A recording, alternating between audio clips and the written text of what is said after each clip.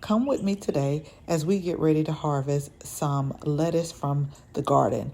Now, I really need to harvest this because the temperatures are starting to rise and some of these lettuces are going to seed, but also beneath all of this, I have a salvia that I need to expose to the light.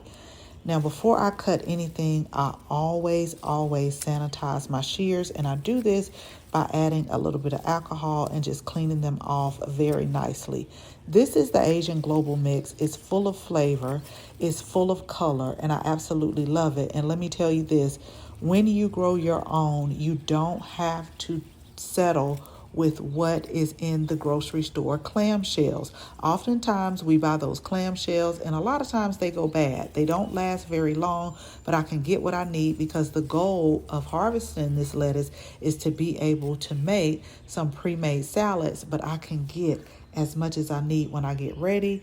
And this is what we've harvested, y'all. It's a mix of purple bok choy, arugula, mizuna, all type of goodness, all type of flavors in order to get us through the week. So remember, grow your own. It's absolutely amazing.